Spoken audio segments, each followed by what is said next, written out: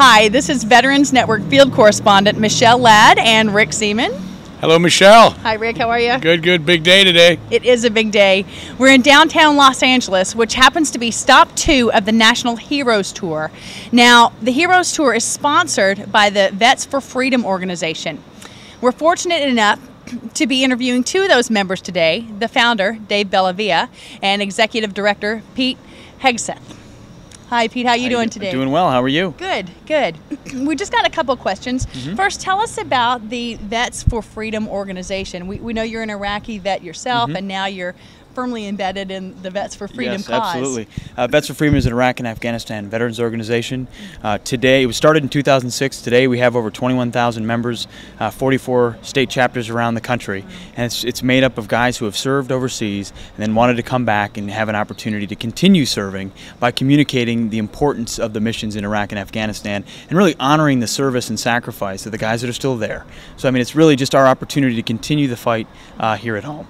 And it's a very proactive organization from what I understand, correct? Absolutely. We do it both on the grassroots side and through the communications end. We mobilize guys locally to get out and talk to their representatives, go out into community groups, just really elevate the conversation about Iraq and Afghanistan. And then also we do the communications element where we get guys on TV, on the radio, writing op-eds, letters to the editor, because veterans have a level of credibility that others don't on this issue. So it's important that we have them as spokesmen talking about what's at stake, the nature of the enemy, and the importance of completing that mission. So that's why we think veterans are such powerful advocates in this particular way. Well, that's fantastic. And now you've got your Heroes Tour, which you kicked off in San Diego last night, correct? We did, on the deck of the USS Midway in San Diego. It was so much fun. We had 500-600 people from the local community come out. John Voight, the Oscar winner, hosted the event for us. We had some local bands, a couple veterans play, and then we heard from some of the heroes that will be with us along the tour, David and Marcus Luttrell and others that really have just incredible, compelling stories. And it was about honoring them and honoring the vets in San Diego and around the country. And how many vets will you have on tour with you the entire time? Well, we've got 4 or 5 core guys that'll be with us the entire time. But the neat part about the tour is that we're linking up with local veterans along the way. So as we go into Arizona tomorrow, we're going to meet half a dozen to a dozen guys there that will go with us to Phoenix, and then we'll pick up guys in Tucson that go with us. And so they stay with us in every particular stop. We've got about 30 guys waiting for us down in Texas. They're going to jump on the bus. I don't know where we're going to put them in the compartments down here, but it's going to be fun. I was just going to say, do you have enough buses? No, we don't. They didn't know they're getting an underneath spot.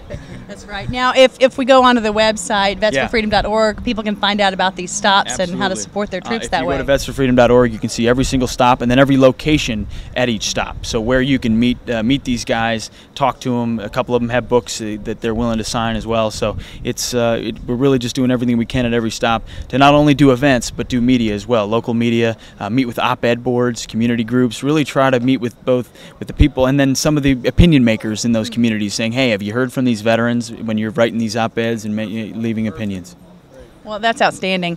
Pete, I have a question for you. Now, you just went back to Iraq and embedded among our troops there, right? Yeah. Now, how did that go? It was an incredible experience. I was there just 10 days ago. I was in Baghdad in 2005 as a platoon leader, but I went back to the same neighborhood 10 days ago to see that neighborhood today as it is. And I got to tell you, it was absolutely like night and day.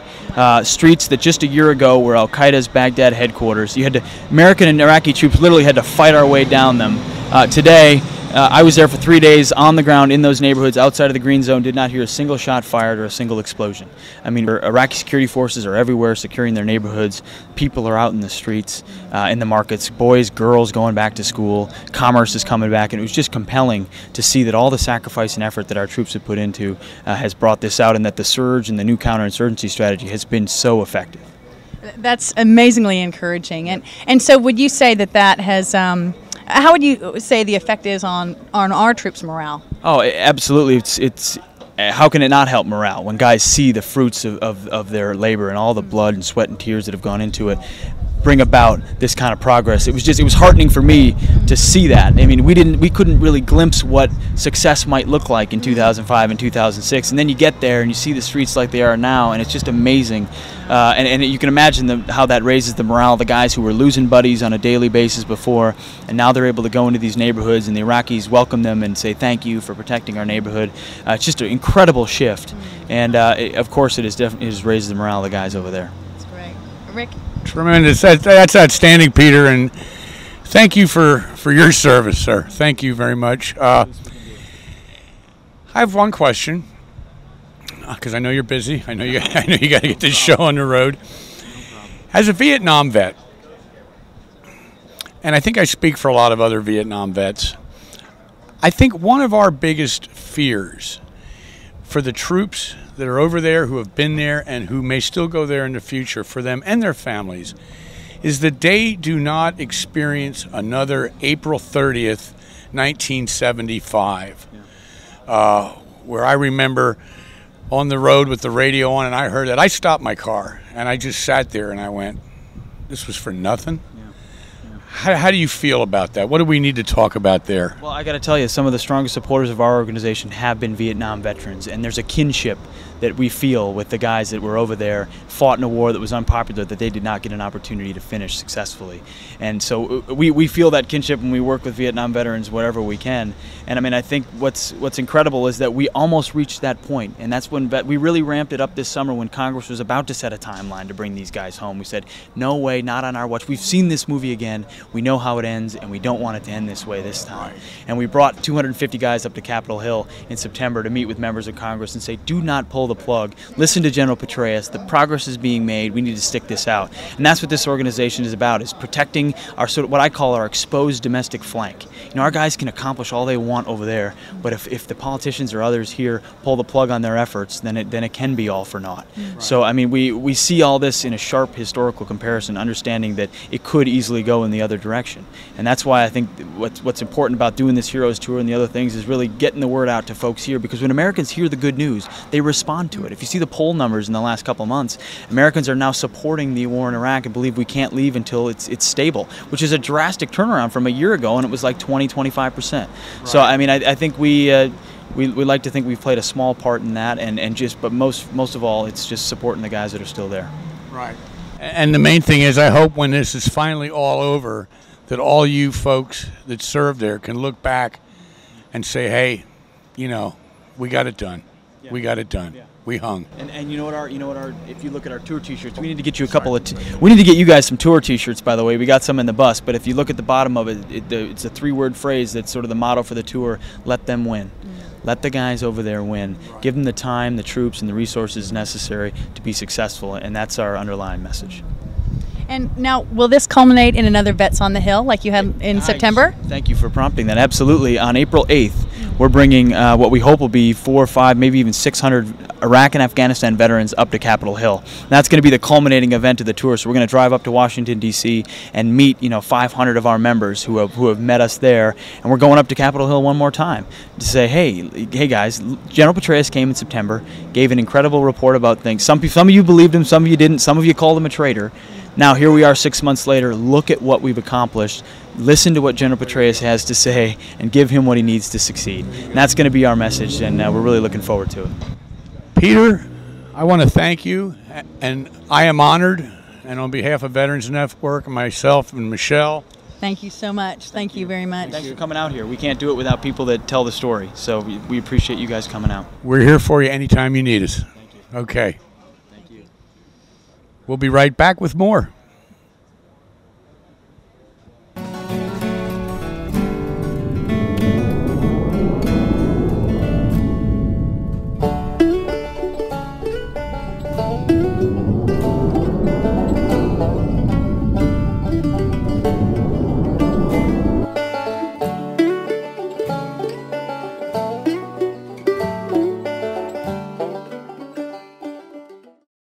Hi, we're back, and we've actually got a very special guest. This is Sergeant Jeremiah Workman, and he is a Marine, and he's on the tour, the Vets for Freedom tour, and he's one of the core members who's going to be on the tour. Hi, welcome.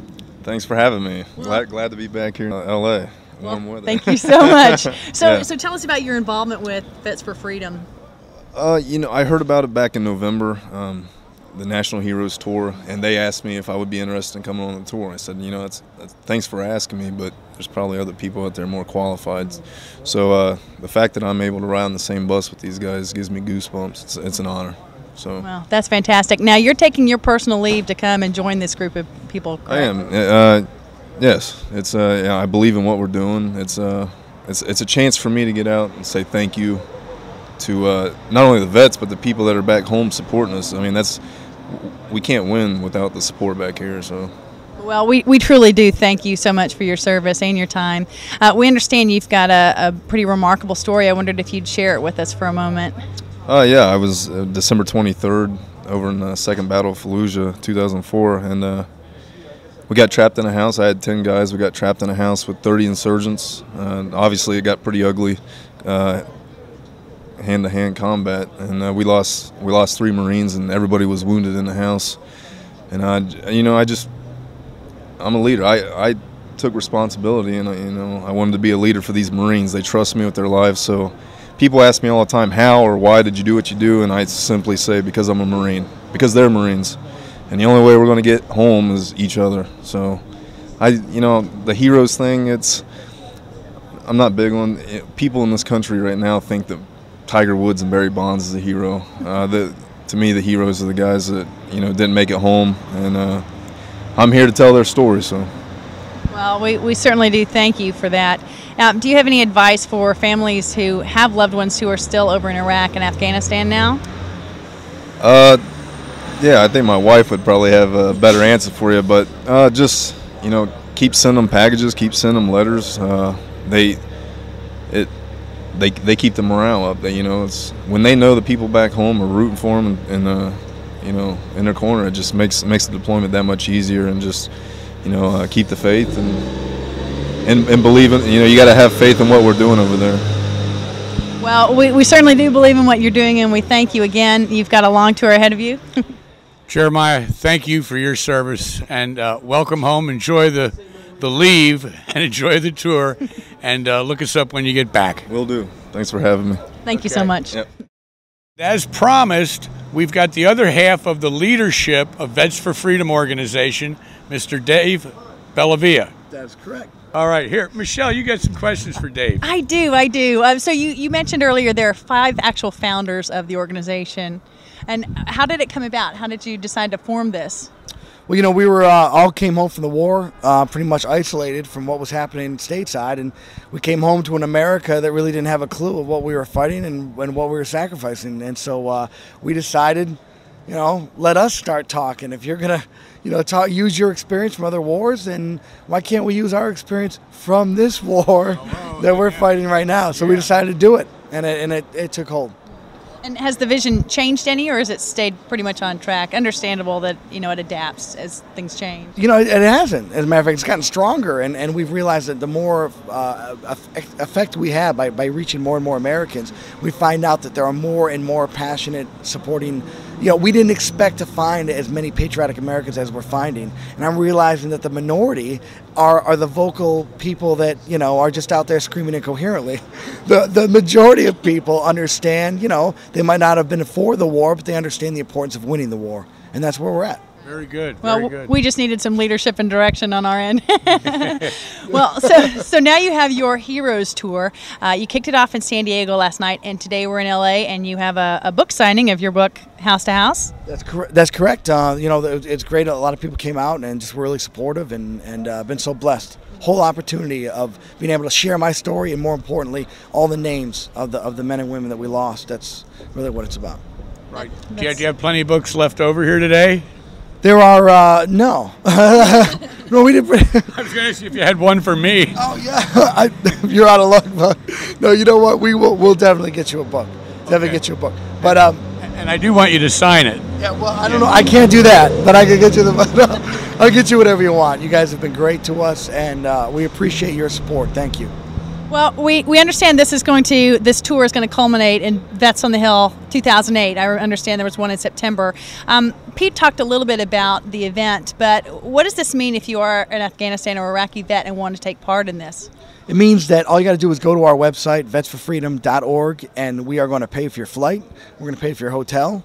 And all we want you to do is to stand shoulder and shoulder with us as we welcome General David Petraeus' report on the Hill. And all we're going to do is we're not a group that's going to get arrested. We're not going to rabble-rouse and embarrass ourselves. We're ambassadors of the men and women who fight. And we have to hold ourselves to a higher accountability. All we're doing is saying, look, you stood with us at war, stand with us at peacetime, because we still have brothers and sisters over there fighting for our freedom right now, and we're going to pay for everything. We're just honored to have you there. We had 200 plus last year.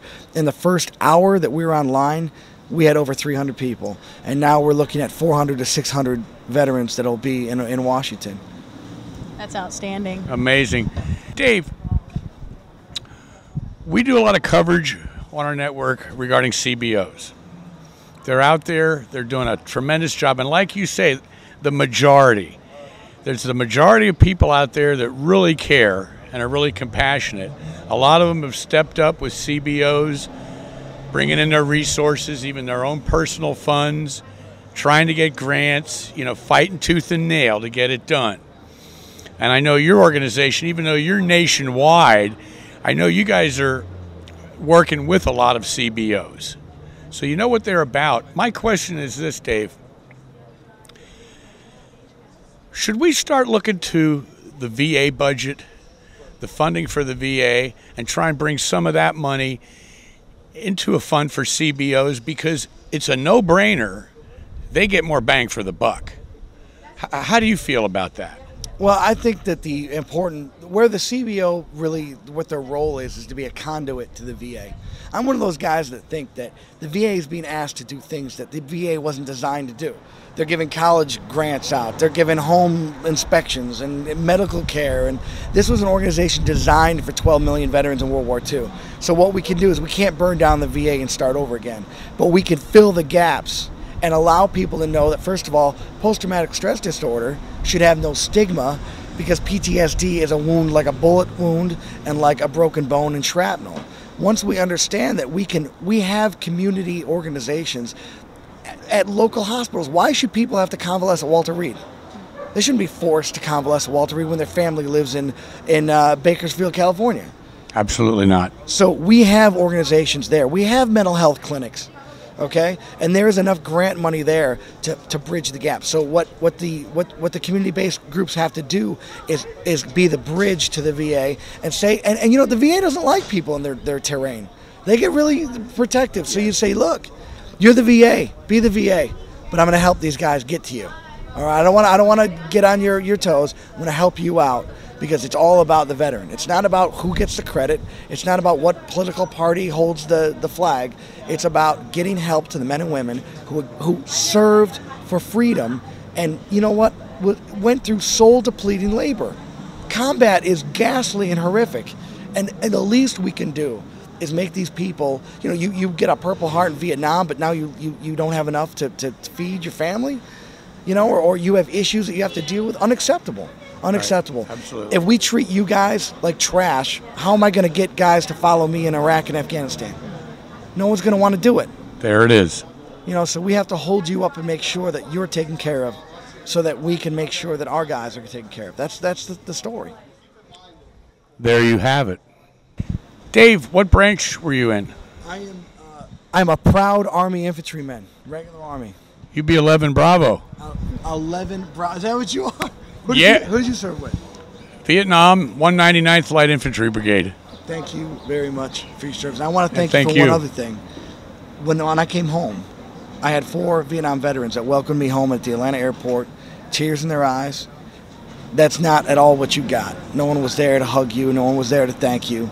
But your generations opened up their arms for us, and because of that, that's why we're here. That's why we're doing what we're doing. We're elite because you came before us. That's why we're warriors. But also, we are accountable and will hold ourselves to a higher standard because of the way you welcomed us home, and I very much appreciate that. Thank you.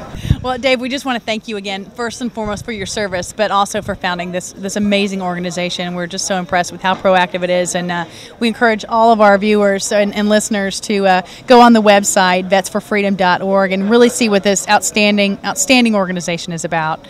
Thank you again for your insight and your time.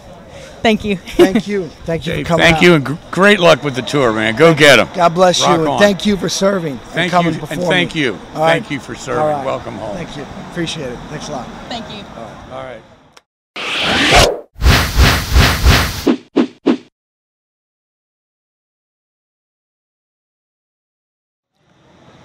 Okay, I've got a very special guest I've kind of cornered here.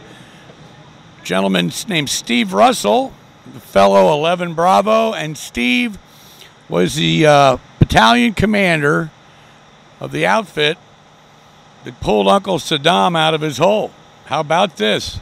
Well, I commanded 1st Battalion, 22nd Infantry. We were a part of the hunt and capture of Saddam, but it was an operation really commanded by Colonel Jim Hickey, 1st Brigade of the 4th Infantry Division, and working hand in hand with a Delta Force team. 6 months of hard work. We picked up on Saddam's trail and followed the crumbs all the way to when we were able to eventually get him. Win-win. Oh, it was. It was a great day. It was. And I was very, very proud of my soldiers, very proud of, really all the guys that we worked with. I can't say enough good things about the Special Operations community that we worked with hand in hand. And, we were able to get about 60% of the guys from Saddam's inner network that were immediately protecting him that led us on the trail. So we were heavily involved in his hunt. Well, we here at Veterans Network, we certainly salute you and all your men that were involved with that. And now, Steve, you're part of the main force here on the tour, is that correct? One of the core? Yes, I'm traveling with Vets for Freedom. You can find out more about the tour and what we're doing at vetsforfreedom.org. But we're taking the experiences that we have, some true heroes that are traveling on this tour, guys like Marcus Luttrell, Jeremiah Workman, both recipients of the Navy Cross, David Bellavia, author of House to House, a nominee for the Medal of Honor, some remarkable young men, and they've done some wonderful things. So we're taking these stories on the road to let people know that they need to back up the troops and get this war won, that we can do it. Steve, thank you for your time. Well, thank you. I appreciate it. And thank you for your service, and welcome home. Well, thanks. And have a good time on the tour, and right. good luck. Well, thank you. I appreciate that. Okay, It's take good to be care. with you. Steve Russell, folks, Iraq war hero. No doubt. No doubt. This is Rick Seaman. And Michelle, come on back. She had to go get a taco. Hungry. All this talk about heroism. A good little afternoon we had here today, It was huh? fantastic. Yeah, Fantastic. I mean, this is really super. We spoke to a number of just tremendous Iraq veterans, young guys that, God, I'm just so proud to be part of this, you know. The Patriots Guard motorcycle riders that They we were met. here, yep, Patriots Guards here. A lot of people for the book signing. Yeah. And they had to grab Steve out from under us here. He's loaded up on the bus. The bus is pulling out, and the next stop is Arizona. So stay tuned. The Vets for Freedom Heroes Tour. Thank you, Michelle. Thank you, Rick. Thanks, everybody. Out.